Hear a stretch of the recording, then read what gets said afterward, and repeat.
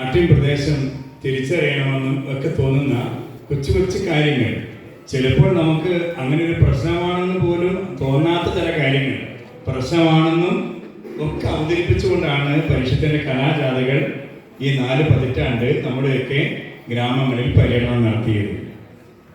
ഒരു കുറച്ചു കാലം മുമ്പ് ശാസ്ത്ര സാഹിത്യ പരിഷത്ത് വേണം മറ്റൊരു കേരളം, ഈ പ്രളയത്തിൻ്റെയൊക്കെ പശ്ചാത്തലത്തിൽ കെടുതികൾ ഇങ്ങനെ തുടർച്ചയായി നമ്മെ തേടിയെത്തുമ്പോൾ ഒരു പുതിയ കേരളത്തെക്കുറിച്ചുള്ള ചിന്തകൾ ഉണ്ടാകുന്നതിന് വേണ്ടി ശാസ്ത്ര സാഹിത്യ പരിഷത്ത് നടത്തിയ വലിയൊരു ക്യാമ്പയിനാണ് വേണം മറ്റൊരു കേരളം. ആ വേണം മറ്റൊരു കേരളം ക്യാമ്പയിനിൽ അന്ന് പാടിയ ഒരു പാട്ട്, അന്നത്തെ ഒരു കലാജാഥയിൽ നമ്മൾ അവതരിപ്പിച്ച ഒരു കലാരൂപത്തിന്റെ ഒരു കാവ്യ രൂപം, അതിൽ ഇങ്ങനെ ഒരു ഭാഗമുണ്ട്. സൈന്ദ്രമാഷ് എഴുതിയ ഒരു കവിതയാണ്. ചപ്പും ചവറും പുറത്തെറിഞ്ഞും മക്കളെ മറുനാട്ടിലേക്കെറിഞ്ഞും, ചപ്പും ചവറും പുറത്തെറിഞ്ഞും മക്കളെ മറുനാട്ടിലേക്കെറിഞ്ഞും, കോൺക്രീറ്റ് കോട്ടയിൽ ഒളിച്ചിരുന്നാൽ നമുക്കെത്ര പേർക്കെത്ര നാൾ രക്ഷ കിട്ടും. നമുക്ക് ഇതുപോലെ UK-യിലേക്ക് പറക്കുന്ന കാര്യങ്ങൾ കാര്യമായി തുടങ്ങാതെ ഒരു കാലത്താണ് പരിഷത്ത് ഇത് പറഞ്ഞത്. ഇതുപോലെ ചൂട് കൂടി വരുന്ന ഒരു കാലത്തിന് മുമ്പാണ് പരിഷത്ത് ഇത് പറഞ്ഞത്. ഇതുപോലെ ബ്രഹ്മപുരം നിന്ന് കത്തുമെന്ന് ചിന്തിക്കാതിരുന്ന ഒരു കാലത്താണ് പരിഷത്ത് തെരുവുകളിൽ ഇത് പറഞ്ഞത്. 4-5 ദിവസം നിന്ന് കത്തിയില്ലേ ബ്രഹ്മപുരം. പക്ഷെ കഴിഞ്ഞ ദിവസം നമ്മുടെ മന്ത്രി ആ മാലിന്യ കൂമ്പാരം നിന്നിരുന്ന സ്ഥാനത്ത് ക്രിക്കറ്റ് കളിച്ചു അല്ലേ. നോക്കൂ, അത് വെറുതെ ഉണ്ടാകുന്നതല്ല. അതിന് നമ്മുടെ ആമ്പൂർ ഗ്രാമപഞ്ചായത്ത് പ്രസിഡന്റും ഇവിടുത്തെ ഹരിതകർമ്മ സേനയും ഒക്കെ നിർവഹിക്കുന്ന വലിയൊരു പങ്കില്ലേ. ഒരു സമൂഹത്തിന്റെ നിലനിൽക്കുന്ന മനോഭാവത്തെ തിരുത്താൻ നമുക്ക് വിചാരിച്ച നടക്കും. എന്തും പുറത്തെറിയണം, എന്തും വലിച്ചെറിയണം എന്ന് തീരുമാനിക്കുന്ന ഒരു സ്വഭാവം നമ്മുടെ സ്വഭാവമായി മാറിയിട്ട് എത്ര കാലമായി മാഷെ? ഏറെ കാലവുമായിട്ടില്ല അല്ലെ. ഇവിടെ ഇറച്ചി മേടിക്കാൻ ഈ എന്താ പറയാ തേക്കലയും ചേമ്പലയും ഒക്കെ കൊണ്ട് കൈ പിടിച്ചുകൊണ്ട് പോയതൊരു കാലില്ലേ. ഇപ്പോ തൊട്ട് വീടിന്റെ മുമ്പിൽ സൈക്കിളിൽ മീൻ വന്ന് നിൽക്കുമ്പോ ഡോറ് തുറന്ന് റോഡിലേക്ക് ഇറങ്ങുമ്പോ നമ്മൾ കൈവീശി ഇറങ്ങണേ. എന്നിട്ട് ഒരു കൂട് തന്നില്ലെങ്കിൽ മീൻകാരോട് ചീത്ത പറയുന്ന മനോഭാവത്തിലേക്ക് മലയാളി എത്തിയില്ലേ. ഒരു പാത്രം എടുത്തുകൊണ്ട് വന്ന് മേടിക്കാമായിരുന്നു. അത് നമ്മൾ തിരിച്ചു പിടിക്കുകയാണ്, തിരിച്ചു കൊണ്ടുവരാൻ ശ്രമിക്കുകയാണ് അല്ലേ. ഒരു പുതിയ മാലിന്യ പരിപാലന ബോധത്തിലേക്ക് മലയാളികൾ എത്തുന്നില്ലേ. അങ്ങനെ എത്തണമെങ്കിൽ തീർച്ചയായും അത് പാട്ടിലൂടെയും നാടകത്തിലൂടെയും ഒക്കെ അവർക്ക് ഒരു പക്ഷെ ഇഷ്ടപ്പെടുന്ന രൂപത്തിൽ അത് അവതരിപ്പിക്കുമ്പോഴാണ് മനസ്സിൽ കയറുക. ഇന്ന് നമ്മൾ വീടിനകത്ത് കൂറുന്നുണ്ട് അല്ലെ. ഒരു 50 വർഷം മുമ്പ് വീടിനകത്ത് കൂറുക എന്ന് പറഞ്ഞാൽ നമുക്ക് ചിന്തിക്കാൻ പറ്റുമായിരുന്നോ? എന്റെ ഭാഷ വെറുതെ അല്ലെന്ന് വീടിനകത്ത് ഇപ്പൊ കൂറാൻ പഠിച്ചത്.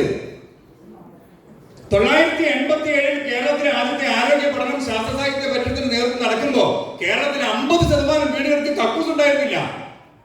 അന്ന് തെരുവിൽ പാടിയ ഒരു പാട്ട് ഇപ്പോഴും ഞാൻ ഓർക്കുന്നുണ്ട്. ടെറസിൻ വീടും കാറും ഫ്രിഡ്ജും പണമുള്ളവർക്കു ലഭിച്ചാൽ നാട്ടിൽ വികസനമായെന്നോർത്തു നടക്കണ വിവരം കെട്ടോരെ, നാടിൻ അപകടമാണ് ഈ ചിന്താഗതിയത് മനസ്സിലിരുന്നോട്ടെ എന്നുള്ള ആ പാട്ടില്ലേ. ആ പാട്ട് ഇങ്ങനെയാണ് ഒരു ഘട്ടത്തിൽ പുരോഗമിക്കുന്നത്. കുടിലോരോന്നിനും ഓരോ നല്ലൊരു കക്കൂസാണെന്നാവശ്യം, കൊട്ടാരത്തിലെ എയർ കണ്ടീഷൻ പിന്നീടാവാലോ. എന്താ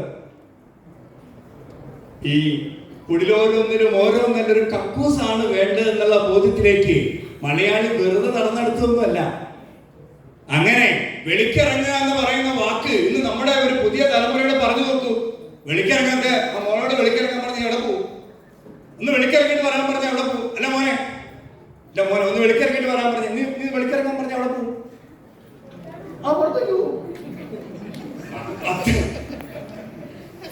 അവന്റെ നിഘണ്ടുകൾ വെളിക്കിറങ്ങുന്ന വാക്കിന്റെ അർത്ഥം പുറത്തോട്ട് പോകാന്ന് മാത്രമേ ഉള്ളൂ. പക്ഷേ ഉണ്ടല്ലോ, എന്റെ അച്ഛനോട് നീ വെളിക്കിറങ്ങാൻ പറഞ്ഞിട്ടുണ്ടല്ലോ, അച്ഛൻ ഇങ്ങനെ പെട്ടെന്ന് വെളിക്കിറങ്ങാൻ പറ്റില്ല. വലിയ പാടാ പോലെ. എന്റെ അമ്മയ്ക്കും ഞങ്ങൾക്കും ഇങ്ങനെ പെട്ടെന്ന് വെളിക്കിറങ്ങാൻ പറ്റില്ല. അവരിപ്പോഴൊന്നും മനസ്സിലായിട്ടില്ല കേട്ടോ. നോക്കൂ, ഇതാണ് നമ്മൾ ഉണ്ടാക്കിയ മാറ്റം. അത് വെറുതെ ഉണ്ടായതല്ല. അവന്റെ നിഘണ്ടുവിൽ നിന്ന് വെളിക്കിറങ്ങുന്ന വാക്കിന്റെ അർത്ഥം എന്നേക്കുമായി വെളിയിലേക്ക് പോവുക എന്നാക്കി മാറ്റിയത് മലയാളി രൂപപ്പെടുത്തിയ വലിയ മാലിന്യ പരിപാലന പ്രവർത്തനത്തിന്റെ ഭാഗമാണ്. അതിൽ ശാസ്ത്ര സാഹിത്യ പരിഷത്തിന്റെ കലാജാഥയ്ക്ക് അത് നിസ്സാരമല്ല. അപ്പൊ നോക്കൂ, ഇന്ന് അവരെ ഇപ്പോഴും പിടിയിട്ടിട്ടില്ല. ഈ വെളിക്കിറങ്ങാന്ന് പറഞ്ഞാൽ ഞങ്ങൾക്കൊക്കെ ആകപ്പാട് ഒരു കാര്യമാണ് മനസ്സിലായിരുന്നുള്ളൂ, അത് കക്കൂസിൽ പോകുന്ന എന്ന ഒരു ചിന്തയിൽ നിന്ന് മലയാളിയുടെ മാലിന്യ പരിപാലന ബോധം മാറിയില്ലേ? നോക്കൂ, ഇങ്ങനെ തെരുവുകളിൽ ഇങ്ങനെയുള്ള തിരിച്ചറിവിന്റെ ഗാഥപാടിയാണ് ശാസ്ത്ര സാഹിത്യ പരിഷത്തിന്റെ കലാജാഥകൾ ഈ 4 പതിറ്റാണ്ട് പിന്നിടുന്നത്.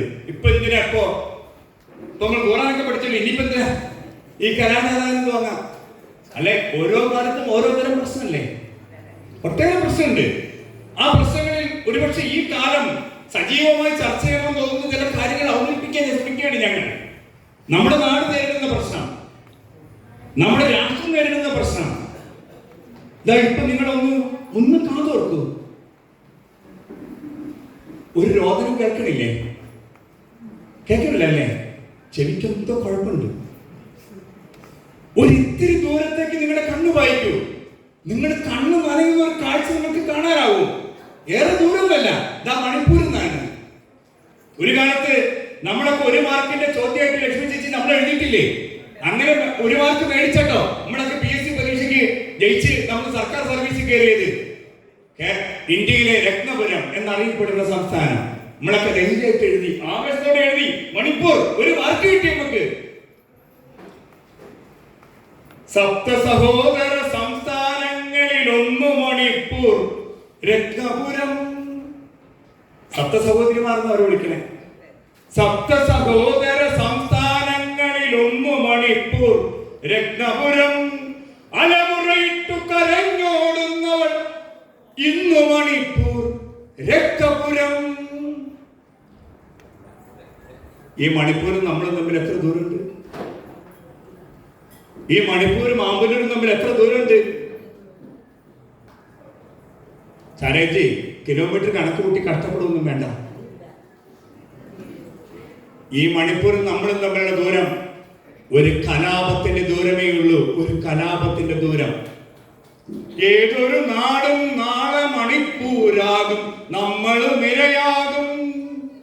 ഏതൊരു നാടും നാളെ മണിപ്പൂരാകും, നമ്മളും ഇരയാകും. അതിനാൽ മിണ്ടുക, ചൂണ്ടുക നമ്മൾ ചൂണ്ടുവിരൽ തലപന്തങ്ങൾ. അതിനാൽ മിണ്ടുക, ചൂണ്ടുക നമ്മൾ ചൂണ്ടുവിരൽ തലപന്തങ്ങൾ. ചൂണ്ടണ്ടേ നമ്മൾ, മിണ്ടണ്ടേ നമ്മൾ, പറയണ്ടേ നമ്മൾ. അതിനാണ് ഞങ്ങൾ ഇന്ന് NSS ഓഡിറ്റോറിയത്തിലേക്ക് ഈ സ്റ്റോറിയുമായി എത്തുന്നത്, ഇന്ത്യ സ്റ്റോറി. ഇനി നമുക്ക് ഇന്ത്യ സ്റ്റോറിയിലൂടെ ഇന്ത്യയുടെ സ്റ്റോറി അറിയാം. അതിനായി നമുക്ക് കാത്തിരിക്കാം. ഇന്ത്യ സ്റ്റോറിയുടെ ഉള്ളടക്കങ്ങൾ ഗൗരവമായി കാണുകയും വിലയിരുത്തുകയും അങ്ങനെ ഒരു പുതിയ ഇന്ത്യക്കായി, ഒരു പുതിയ നാടിനായി, ഒരു പുതിയ മനോഭാവ സൃഷ്ടിക്കായി ഒരുമിക്കുന്ന ഒരു കാലം പ്രതീക്ഷിച്ചുകൊണ്ട് ശാസ്ത്ര സാഹിത്യ പരിഷത്തിന്റെ ഇന്ത്യ സ്റ്റോറി ഇവിടെ ആരംഭിക്കട്ടെ. എല്ലാവർക്കും നന്ദി.